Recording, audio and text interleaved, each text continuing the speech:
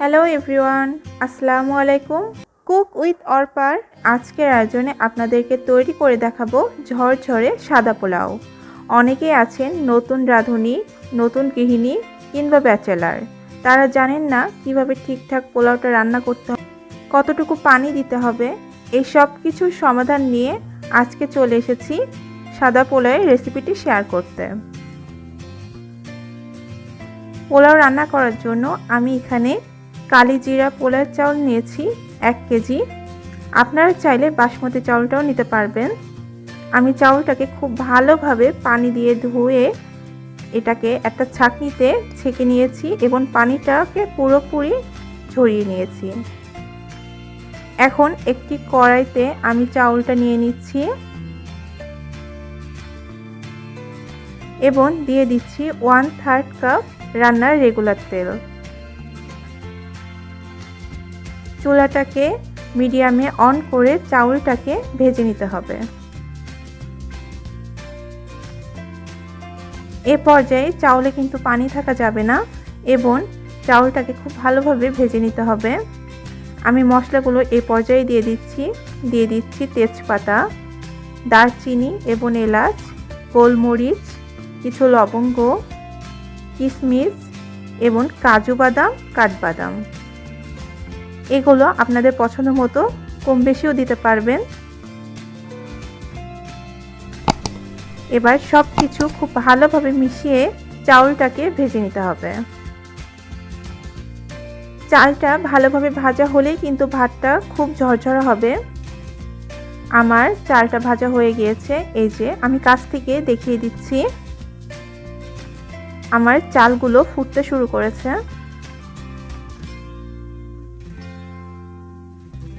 আমি আজকের পোলাওটা রাইস কুকারে রান্না করব।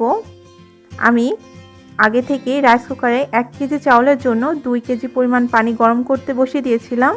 পানিটা যখন ফুটতে শুরু করেছে তখন আমি চাউলগুলো দিয়ে ঢাকা দিয়ে দিচ্ছি।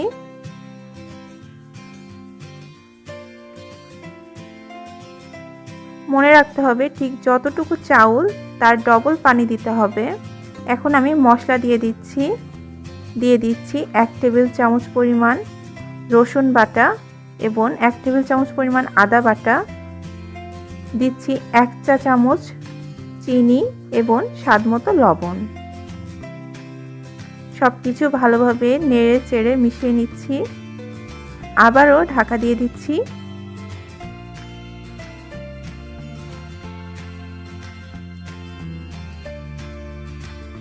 দিয়ে দিচ্ছি 2 টেবিল চামচ পরিমাণ গাওয়া ঘি।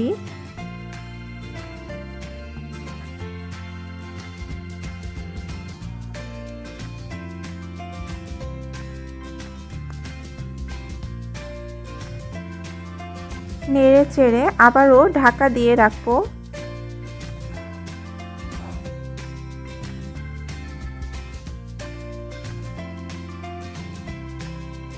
এই তো আমার ভাতটা 80% সিদ্ধ হয়ে গিয়েছে।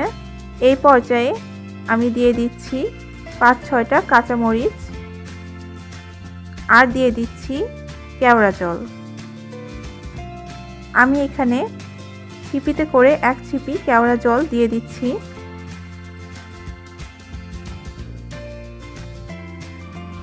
এবার ঢাকা দিয়ে অপেক্ষা করব ভাতটা সম্পূর্ণ তৈরি হয়ে যাওয়া পর্যন্ত।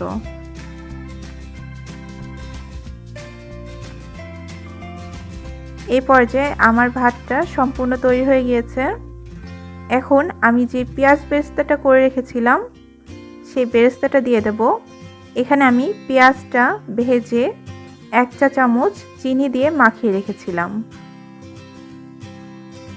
এখন পেঁয়াজ বেরেস্তাটা আমি উপর দিয়ে দিচ্ছি।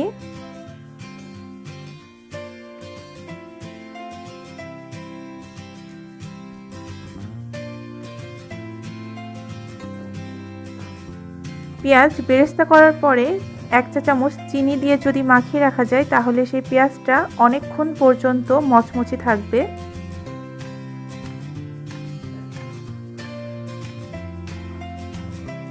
এখন আমি ঢাকা দিয়ে আধা ঘন্টার জন্য রেস্টে রেখে দেব।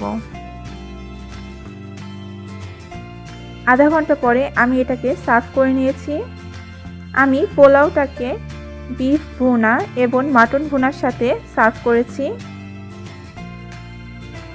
সেই সাথে তৈরি হয়ে গেল আমার ঝরঝরে সাদা পোলাওয়ের রেসিপিটা। আপনারা দেখেই বুঝতে পারছেন আমার পোলাওটা কতটা ঝরঝরে হয়েছে। রেসিপি ফলো করে আপনারাও বাসায় বানিয়ে নেবেন। আশা করছি আপনাদের পোলাওটাও ঠিক এরকমই ঝরঝরে হবে।